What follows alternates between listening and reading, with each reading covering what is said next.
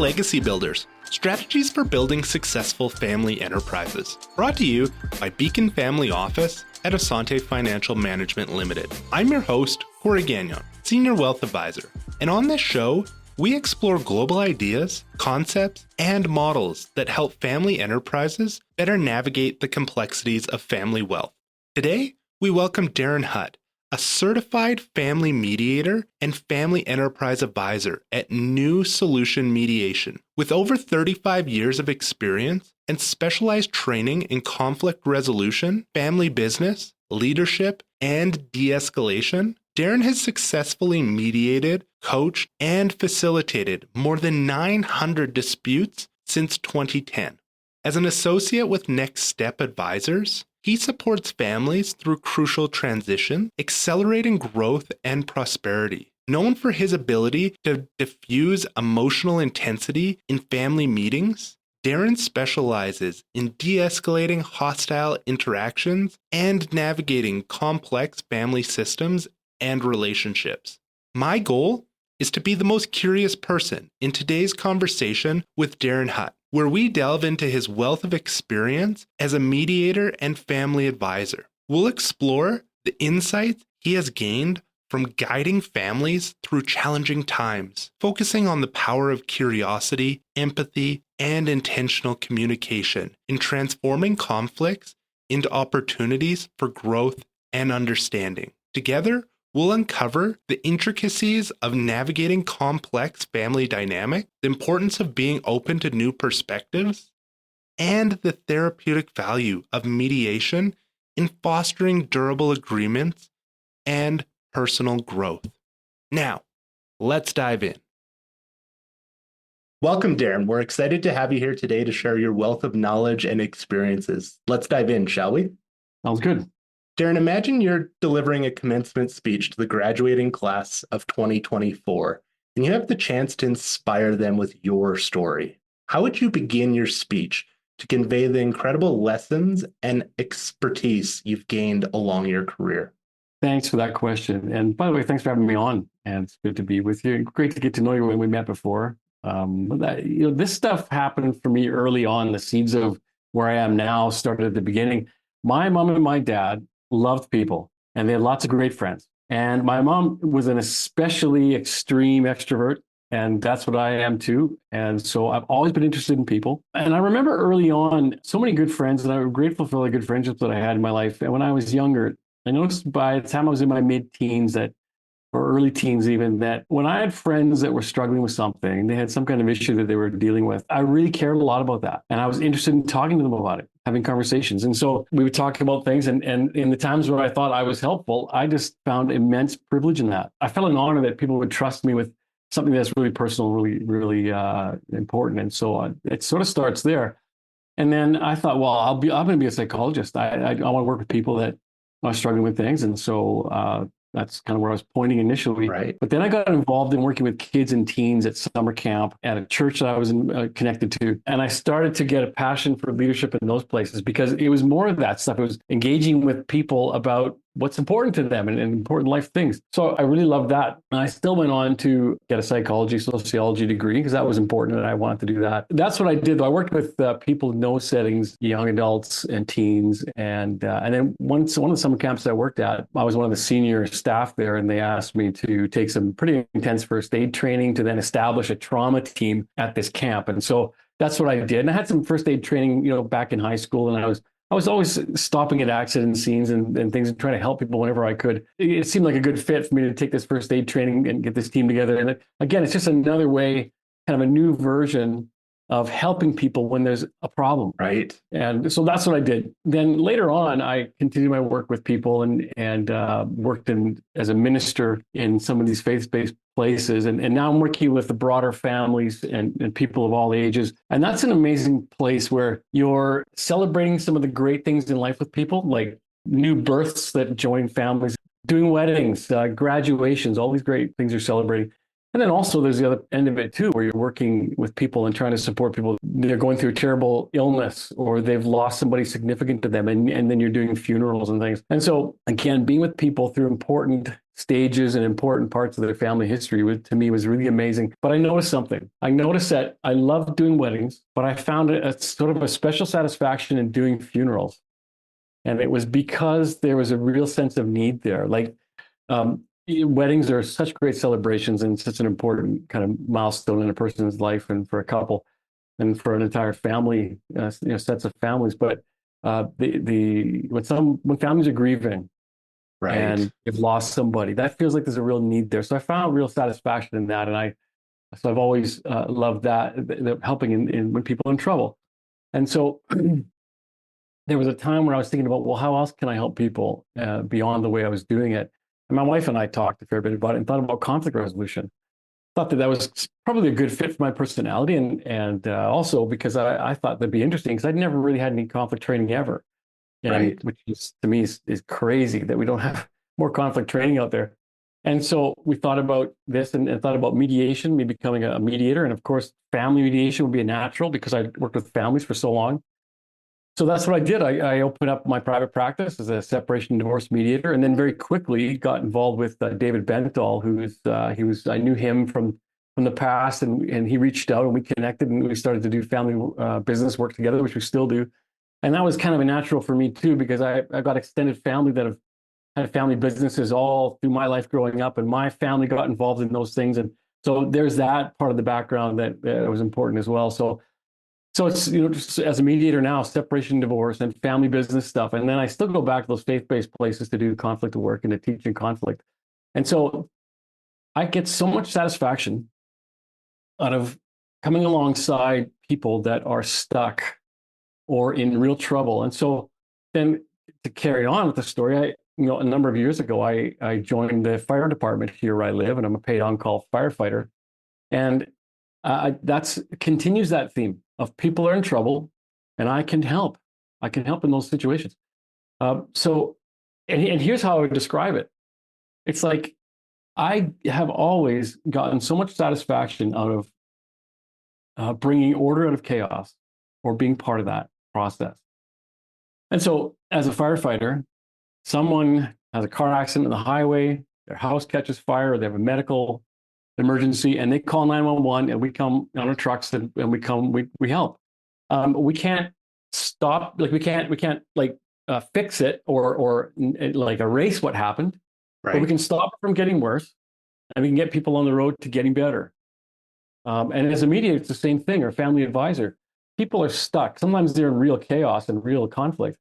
But even in a family business situation where things are going really well and maybe they're adding new generations into the business, they're kind of stuck. How do we do this? How do we make that work? And if they don't do it well, it's possible that people are going to get bitter and leave and do all those things. So, but there's a trouble or a stuck something that people have there. So I can get involved in that. I can't erase bad things that have happened or difficulty that's happened, but I can stop it from getting worse. And we can get on the road or the path to something better. It's something that's more clear, a clearer future.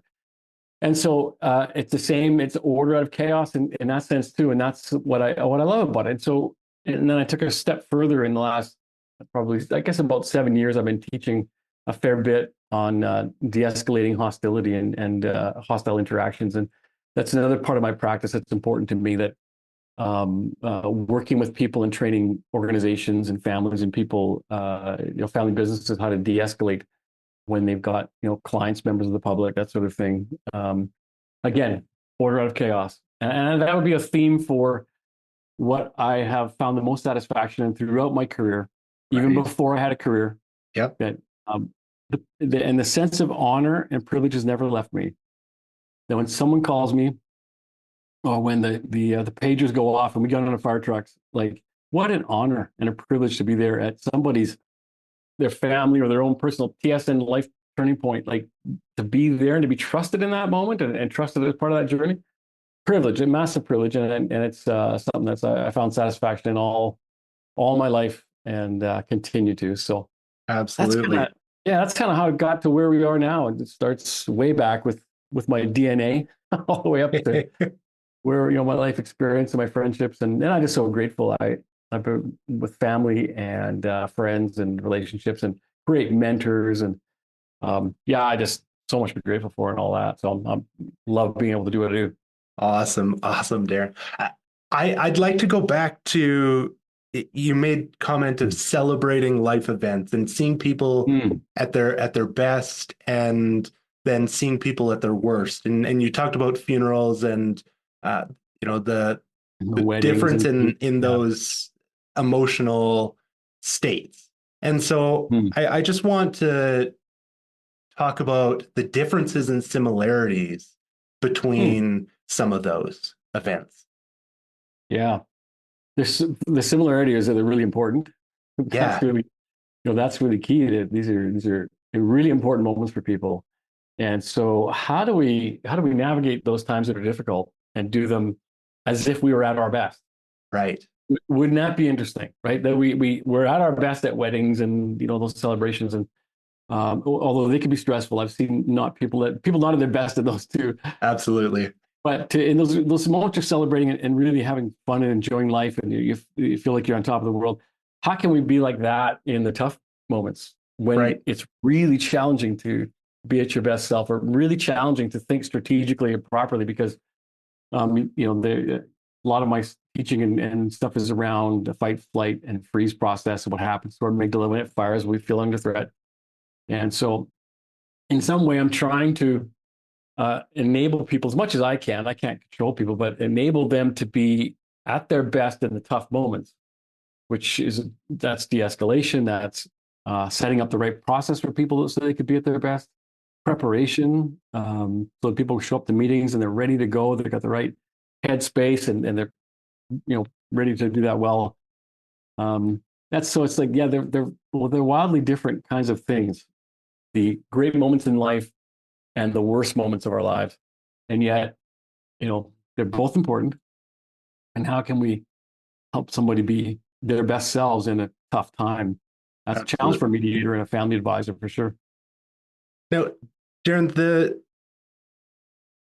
decision, and you talked about your education, your psychology education, and just some of the base knowledge there. Can you help us understand the difference, or again, difference and similarities of the work you do, and yes, having that background in psychology, and what a family psychologist would be doing? You mean the difference between what I do as a mediator as opposed to like a family Exactly. psychologist? Yeah, Yeah. that's a great question. I'm not a therapist, and so I make that clear regularly that I don't do therapy and Right. mediation or as a family advisor. And yet, when we do this stuff well, there's therapeutic value. Like for people to be able to reflect deeply and to become curious, first of all, about themselves and what's going on for them, and I can lead that kind of conversation with them and take them to those places. And that's again, it's not to do therapy. It's not to fix their family background and all of that. It's to help them discover what they really want and get right down to their interests. And we talk about interests all the time. That's a therapeutic. There's therapeutic value in that, and so we do that.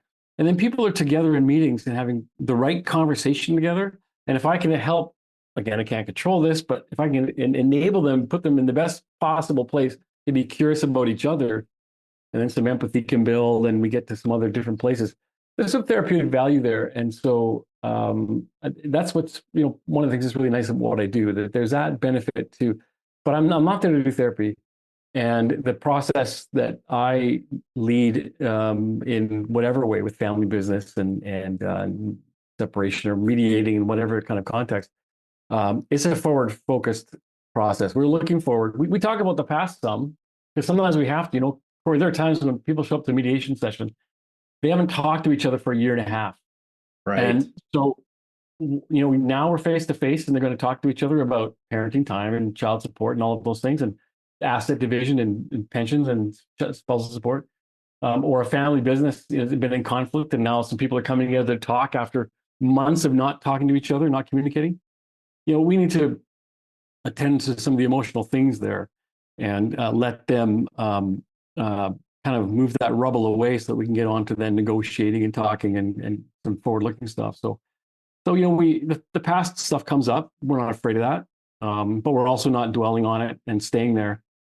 we do it often as a way to try to understand each other, and that can sometimes be helpful. Somebody did something that created a conflict, Right. and the other person that they hurt, the hurt person doesn't know why they did it, and they often make assumptions. And here's something that's interesting, and I've found throughout my career doing this, that when there's conflict, people pull apart and they stop communicating, or they communicate less, and then what's left then is assumptions.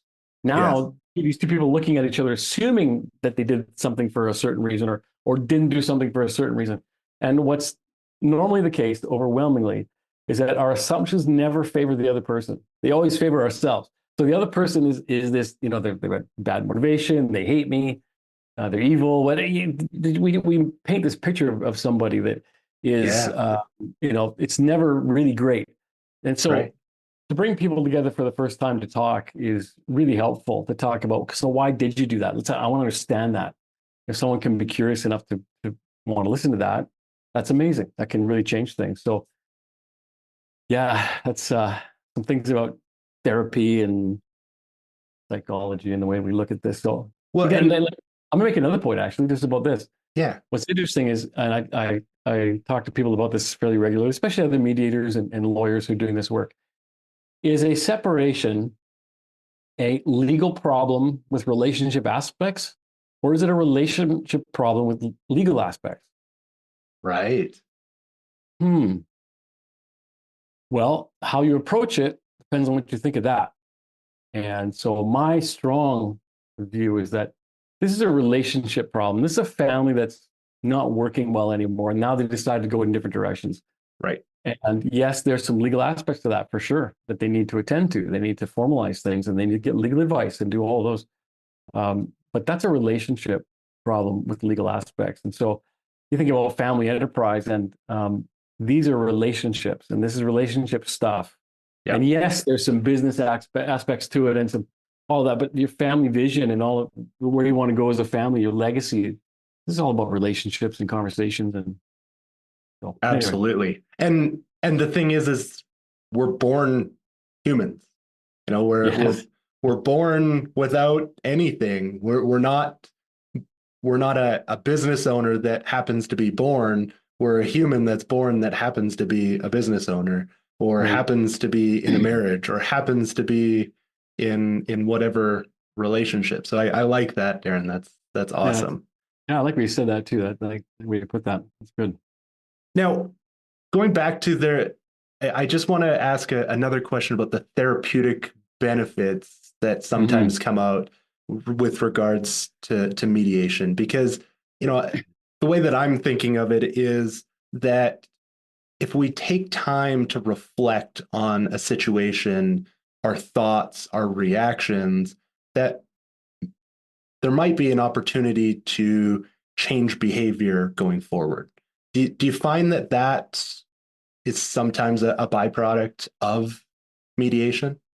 Yeah, absolutely. Yeah. There's two things that happen in terms of changing the way a person is moving forward. And I'll tell you that when I'm working with a family business or in some other mediation context, I'm out for two things.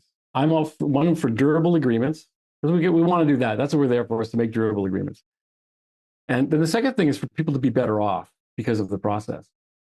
And one of the ways that happens is just the way you're talking about, is people reflect. I ask them questions. I give them a format and a forum, one-on-one, usually at first, and then together in groups and meetings and things, where people can reflect and they can ponder, why did I do that? Where did that come from? And to be curious about themselves, and then be curious about somebody else. And so that could be a massive behavior change. And the other thing that I'm trying to do as well is I'm trying to model something different. So the way that people have had conversations up to when I meet with them, usually those conversations are dysfunctional. They're not helpful. Right. Many of them are destructive. And so the way that I ask questions, the way I demonstrate curiosity, the way that I pause and give time for reflection, or the way that I have people ask, clarifying questions to each other, that can kind of model something that can bring a shift as well. But like the people that I work with, Corey, they're smart, good people right across the board. They're just And they know what they need. Really deep down, I believe that they know what they need for their families, for their businesses and their life, all of that, their kids. And so my goal and my task is then just to bring that out of them and help them discover that. And so certainly there's transformation that takes place in their agreements and clarity moving forward. By the way, clarity is usually the most stressful thing about all of this stuff with family and with conflict. Okay. Not knowing what the future looks like, your wealth, your business, your relationships with your kids, like that's so stressful to stare into a fog bank on that stuff. So getting clarity, helpful, very good for people. It transforms their futures. And also when they experience a different kind of meeting, a different kind of conversation, not therapy. I'm not doing therapy, but just a different way of doing it. That can just change things. And they take those back to their boards and their leadership teams and back into their families and have different conversations. And that's amazing when that can happen. Now, Darrin, let's talk a little bit of the proactive side. Maybe, I want to go back to the comment of people not having talked for months, because I think that there's something there. But thinking about the clarity and where somebody is on a moving forward basis, maybe they're proactively coming to this and saying there's a situation, and you talked about the training you do in de-escalation. So thinking of there's an opportunity here to de-escalate a situation proactively rather than getting to that situation where we've stopped talking for months. So how can people approach that? My biggest bit of advice for people is to be curious. Because I think that's what you're talking about, isn't it? Some people are in conflict and they're moving forward in whatever direction, and they haven't talked maybe for a long time. And so there's a lot of heightened emotion there. How do we deal with that to be able to have the right conversation? If a person can be curious and force themselves to wonder what's going on for that person, and with a kind of an open-mindedness about it, because we make assumptions about the people we know the best quite easily. Absolutely. Right? You're in conflict with a family member and you've grown up with them. This is your sibling, for instance. And so you assume you know why they did what they did, or you assume you know what they're experiencing when they didn't get to be the CEO of the company and you did. And all those things, we make assumptions. But to be open, even a little bit, just to crack the door open and say, okay, I 95% think I know what's going on here, but I'm going to be 5% open-minded about learning something new. And I'm going to be curious. I'm going to find out. And I'm just going to stop my mind from that inner chatter. I'm just going to wipe that away. I'm just going to really try to listen and understand.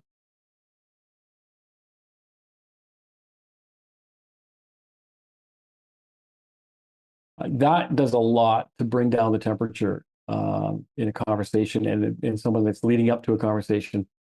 I think it was Chris Voss that said that curiosity is like a self-management hack. Right. That if you're curious, it changes your mindset. It changes the way you feel, and so that's what I've encouraging people is, and that's a conflict thing. We teach that in conflict all the time. Yep. To go from defensiveness to curiosity, and if you can do that, that just changes things dramatically right across the board. So that's where I start. Now, Darrin, can you give an example? And I think that it's warranted to really get into and define that what curiosity looks like and sounds like, because as you mentioned, that internal chatter and just opening that door. And so what would you say that looks like to be truly curious? Mm-hmm. So I was working with some siblings in a family business, and ones in particular I'm going to be mentioned. I'll tell you a little bit about now. And there is so much animosity between them; they could barely work together. And their conversations between each other, they both considered to be very disrespectful. They both felt offended, and it was just really, really difficult for them. And so, when I started my work with them, I met with them separately, got to know them, find out what's going on. Right. And in the early times, part of that process, I'm prompting them to think about what their sibling is feeling and experiencing, and I would ask the question: so, what do you think? Why do you think they said that? Tell me about that. and they might have an assumption about why they did it, like they're a bad person or they're mean or whatever it is. And I want to push it a bit further. Go, so are you sure about that? Like, could it mean something else? Like, imagine, like, I mean, you know them better than I do, but what could it be? Anything else? And then I might list some examples, like, well, what I wonder if this is going on. I wonder how their relationship with a significant other. I wonder if their health's okay. I wonder if they're worried, stressed financially. Like, what could it be?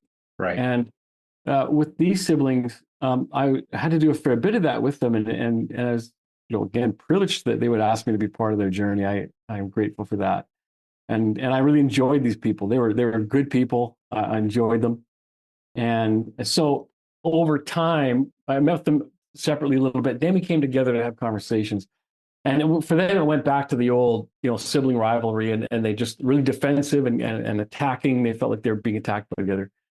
And so I went back to some of that stuff that I did when I was with them separately to say, hey, let's change the way we're doing this, and let's try to make this a curious conversation more than what's happening now. Because what I'm noticing now is this is not working. This hasn't been working. This is a new day. We're going to start over. This is a new day for you as a sibling partnership in this business.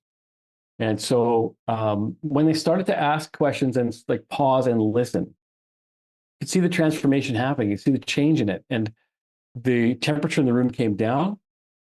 There was more speaking, and like they felt less threatened, and they could then, when you feel less threatened, you feel maybe a little more trust.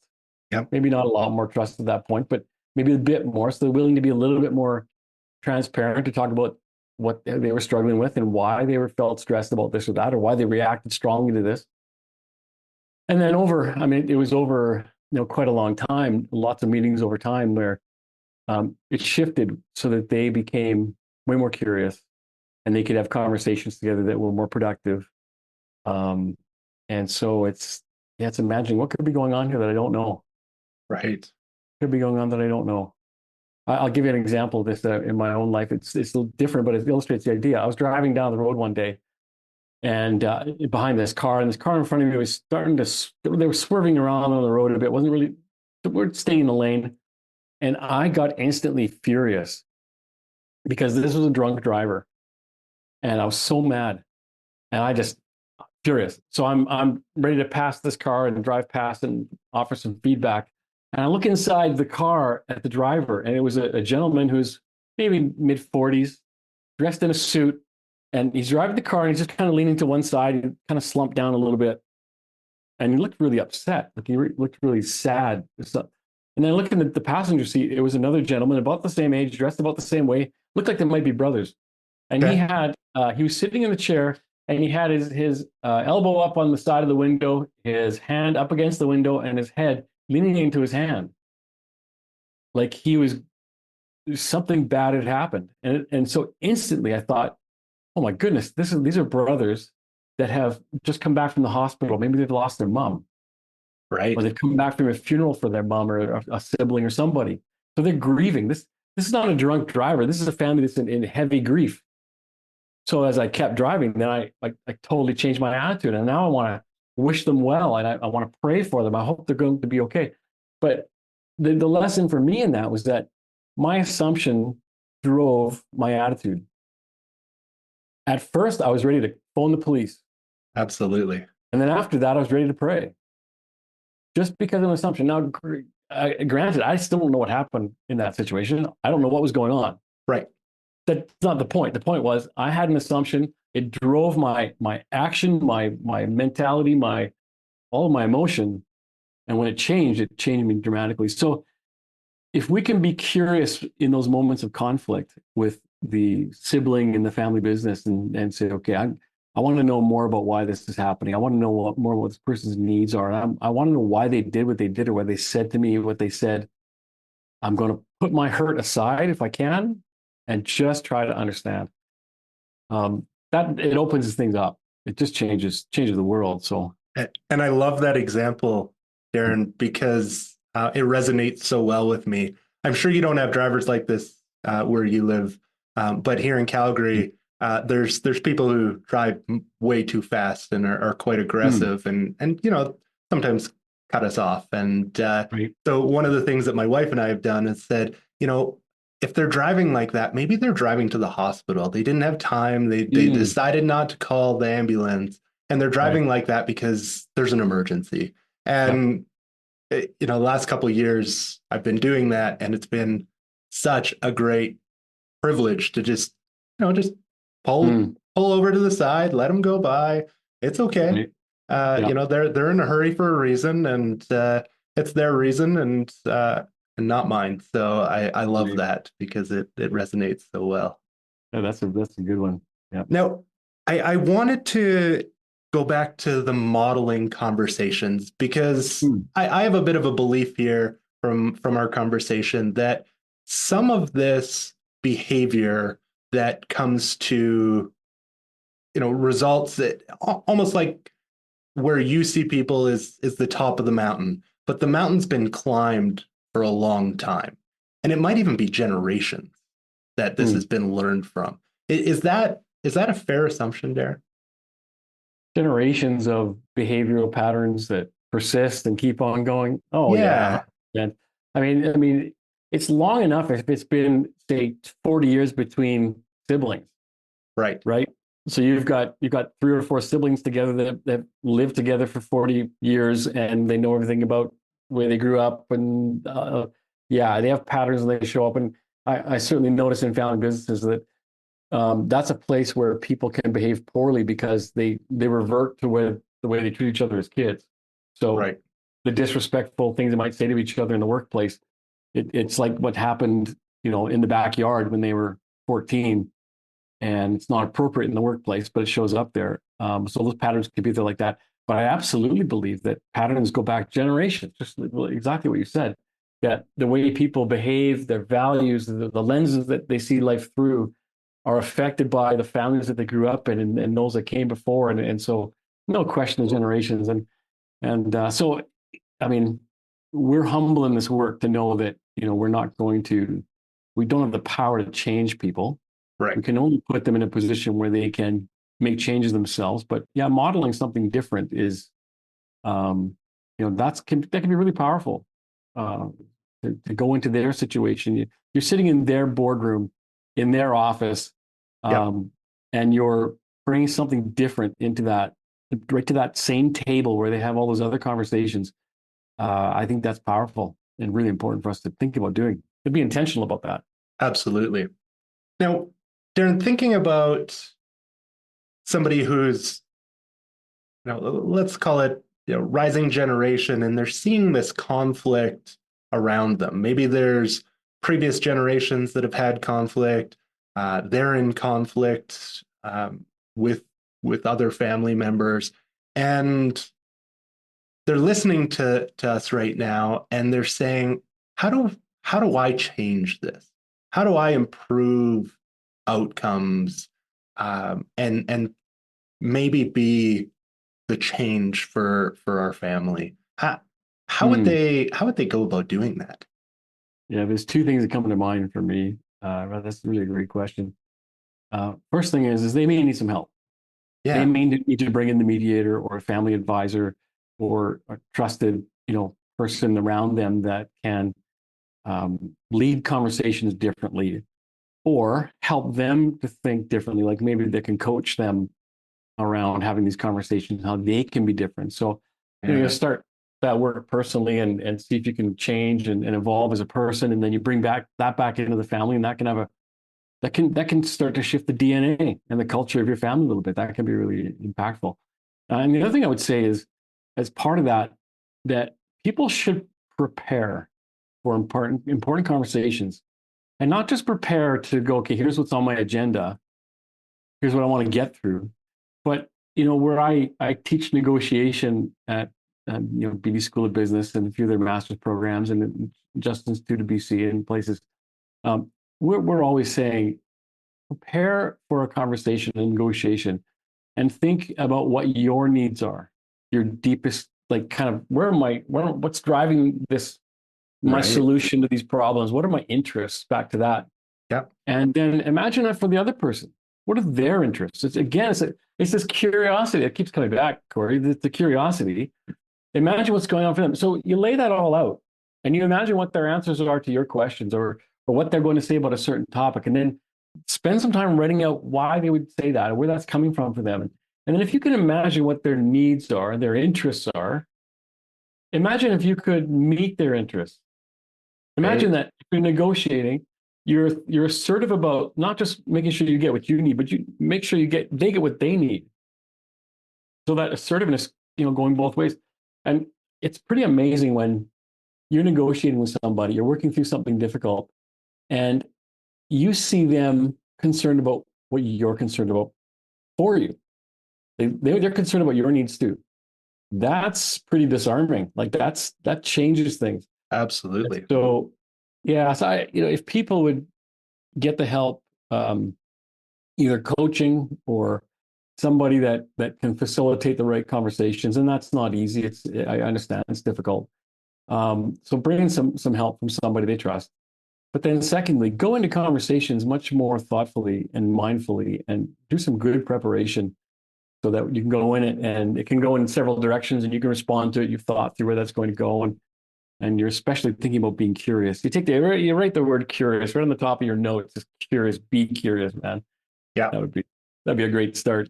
I love that. And that preparing for the conversations is key and something that you mentioned that I wanted to circle back on. So I love that you went a little deeper for us because yeah, coming to those win-win situations it's important to know how you're going to get there and what that win looks like is very important. So I love that. Yeah, that's great. Now let's go back to the we've got people who haven't been talking for a long period of time. And of course there's a catalyst and we talked about, yes, there's a need to touch on the past a little bit, but really it's how do we get to the future? Now, their time has passed and somebody finally says enough's enough and they call you. And it might be that it's for financial or legal reasons that they've said, I need this to be over. And what are some of those catalysts? Like, is it always financial or legal, or is it sometimes people who are just fed up with the situation? Yeah, it's pain in general. It's some kind of pain. People need to be motivated to come to the table and have different conversations. And so that could be legal reasons. Yeah, they could have been served the papers and they need to go to court. And so there's something there, or they're running out of time. They're timing out on something that they need to now deal with, or they're going to lose their opportunity. It could be the financial part of it, that there's something holding up their ability to make a deal, to sell the business, to sell the family home. And they need to get this done if they're going to be able to do that. And so there's a bunch of financial stress around that. If they don't, it's going to have really dire kind of effects on their finances. So that could be a driver. And yeah, just fed up could be one. They're just tired of the fighting. And I've worked with families that have been in court for years and years and years. And finally, they're just tired of it. They're just tired of it. I mean, just think of the time, energy, and money that goes into court. It's unbelievable and Oh yeah. it's so destructive. Yeah. And so people, sometimes they need to have a bit of pain before they're ready to sit down and be open to collaborating and doing something like mediation where they go through that process. There's got to be a pain point. There's got to be a reason why they want to do it. And when they do, these things that we do as family enterprise advisors and as family mediators, it's such a great way to move forward to solve problems. But there's got to be a reason. People have to be motivated to do it. They've got to think that their best deal is doing it that way as opposed to something else. Right. That's why they would do it. Now, family that is in court and they decide this isn't working for us. I want to go back to your comment about clarity and the not knowing the future, because I think of walking into a courtroom, all of the preparation, not even the cost, but now we are putting the decision into somebody else's hands versus our own hands. How do people come to that difference? And what does that clarity of the future look like when they have it versus when they don't? Yeah, lack of clarity is so stressful. Like I said, it's the most stressful aspect for my clients right across the board. Is they just don't know what the future looks like. So stressful. And court is a roll of the dice. It's you Yeah, go there and you get a human being that makes a decision, and then you got to live with it. Then you can appeal it and all of that stuff. But it is out of your hands, and it's not clear how it's going to turn out. I talked to a client the other day who they did mediation and then they decided to go to court. The one party thought, you know what, I've got a better deal going to court. I think we're just going to do that. And they went there and it was a disaster. right. Their lawyer was not at all correct about what was going to happen there because lawyers have opinions about what's going to happen in court, and they sometimes can disagree. And I love working with lawyers. These are good people that they're trying to help families and people move forward and all of that. So, but they can disagree. And this one lawyer was certainly not correct about what was going to happen in court. And it was a disaster for the client.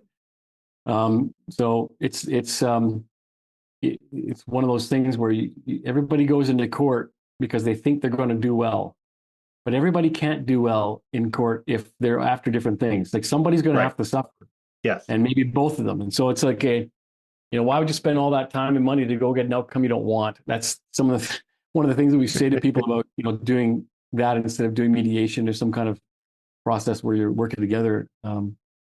So anyway, I don't know if that answers your question or Yeah, speaks it to that. does. And Just and as you say, the lawyers, some great people, but we yeah, all have assumptions as humans. We all have those beliefs and biases that drive those decisions. And the judge who's making that decision also would be biased in some way based on their own history. So yeah, it's yeah. tough.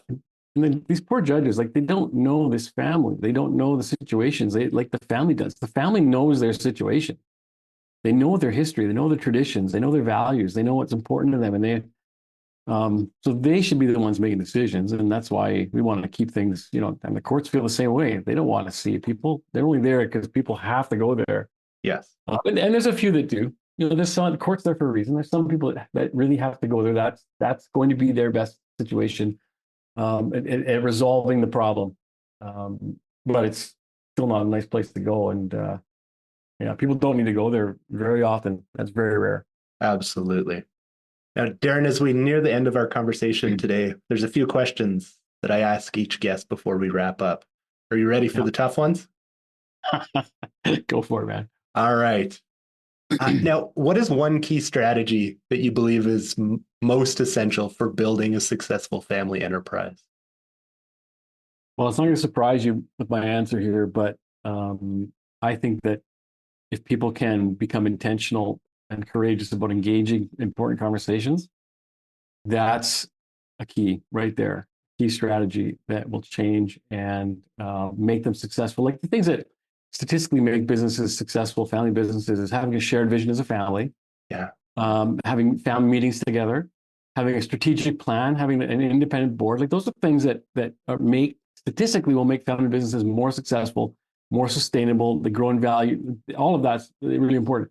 But you think of all of those things involve by nature really important conversations, absolutely. real honesty, getting down to real values and what people really want, like a shared vision for your family.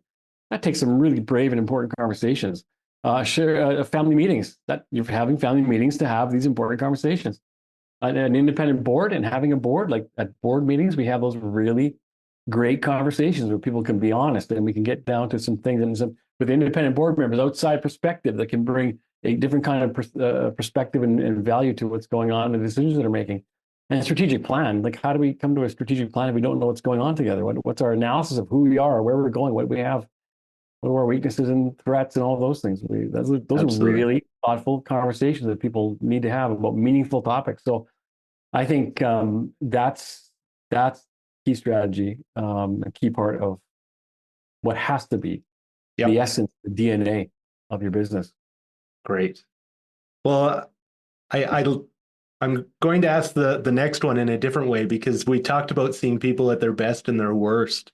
And so with that in mind, what is the most common challenge that you see family enterprises encountering when it comes to wealth transition and generational continuity? To me, it's incompatible and unmet expectations. Right. So people have expectations and ideas of what that's all going to look like, whether it's becoming involved in the business or whether it's a transition of wealth, all of that. People have ideas of what that's going to look like, and it's not all the same. So if those ideas are your expectations are unmet, or they're incompatible with reality or with your other family members' expectations, that's where the biggest problems, I think, show up, and all of that. That's where I see it. Awesome. And one strategy to overcome that? Take a guess. I'll let you guess. Have the right conversation, right? It's I all was going to about say curiosity, Darren. yes, that's right. You're Yes, curious. Well, that's the same. yes, Yeah, you're yeah, onto it. You're exactly right. Curious yeah. conversations. Talk, talk, talk. Yeah, you bet. Awesome. And in your experience, what are the top three qualities that successful family enterprise leaders possess? Yeah, love that question. And there's so many ways to look at this, but here's what's coming on to me. Number one, being great listeners and being curious, even when they feel attacked. For leaders in family businesses to be able to overcome that defensiveness and to be curious and be really good listeners, like that's key. Another one is people that can be collaborators and consensus builders. Collaboration's magical when it works well, and it normally works well. People bringing their diverse ideas and experiences and perspectives together and to create something that's even better. That happens, and also doing things by consensus. That Yeah, families to say, okay, we're all gonna agree, even if you don't love the idea. If you can at least say, okay, I'm gonna support this, rather than voting, and ends up being 3-2, and then you make a wild big decision based on like that's pretty tough. So I don't. I like consensus. That's a good way to look at it. yeah, And I think a third thing for a leader is a really big picture view of the situation of life, of the family's long-term legacy, and just to see the most important things in the big picture. And that includes knowing when your vision is the right vision for everybody or not. right. Like it's not always the case that the business leader, it's the generation one, their vision for the business and family. It's not necessarily the case that their vision is the right one or a good one for everybody. And so it's being able to look at the big picture and say, okay, is this going to work for everybody? And then find out, have those conversations. And, we dig into that with families all the time. And because there are situations where the family members at the first generation, they impose a vision Yep. on the next generations, and people could sometimes go along with it. And they go, okay, well, then I'll join the family business, is what they want. And then you end up seeing, and I've seen it, bitterness and people really just kind of fading out because it's not where they want to be. It's not what they want. And so I like leaders that have a big picture view and they see everything that's important. And they can, even their own view of what reality is, they'll question that and they'll wonder and they're open-handed with their vision Yep. for the future so that it's right for everybody. I like that. And just because that vision was established generations ago doesn't mean that it can't be adapted for what the current situation is. Sure. Yeah. Yep. Absolutely. Or maybe that vision needs to die. Yeah. Maybe that vision ends with your generation, and now Yep. it's going to be something new is going to be birthed out of that. It's possible. It's hard for people, especially visionaries, and that's because having vision is a great gift. So you like to see that in leadership, but having a big picture view to go, maybe this is not compatible with everything for everybody for all time. Absolutely. Yeah. And before we conclude our discussion today, I'd like to highlight where our listeners can engage in more conversations you're having or just more information that you're digesting yourself. Could you provide our guests where they could find some of that? Yeah. I would say my website's the primary place. They can go check out what's going on there. It's going to be revamped soon, and I'm going to be launching some new stuff around de-escalating hostile interactions and some offerings there for people that might find that helpful, because it's, we're post-COVID, and through COVID, not only did we get more annoyed with each other and more stressed, but we also lost some social skills because we were apart for a couple of years. Right. And that's really showing itself. We see that you go to businesses that have those signs up saying, please be respectful or else we'll ask you to leave. I mean, you didn't see that a few years ago, hardly ever. Never. Now you see it a lot. And so there's something there. But anyway, as I said at the very beginning, I think I'm just so grateful to be part of what people are going through and to help bring some order out of their chaos and see them move forward. These good people that they're doing good things, they've got good businesses, and they've got families, and these are all such important things. So anyway, people want to reach out and find me there, how to connect with me there. I'd love to have conversations with people if they'd like to. I'm happy to chat. Awesome. And I wanted to make sure that we covered everything. Is there anything else that you'd like to share with our audience that we didn't get a chance to touch on? Thank you for asking, but nothing that we're going to wrap up in the next 3 hours. There's so much more for everything going on. Anyway, thanks for the opportunity to have the conversation with you, and I appreciate what you're doing. I love it that you're doing what I'm talking about. You're having curious conversations with people, and then making that available to others to take advantage of. So thanks for doing that. That's an important thing you're doing, and thanks for allowing me to be part of it. Keep it up. I love it. Awesome. Well, thank you. And I know that your time is valuable. So thank you for sharing your time with us and sharing the expertise and just some of your experiences. I know that there's so much more. As you said, we could talk for hours. But I'm grateful for your contribution to this episode, and I know that our listeners will find some nuggets. If it's just one thing, I'm sure there'll be one or a few from what we've discussed today. So thank you. No, thanks, Corey. Appreciate it.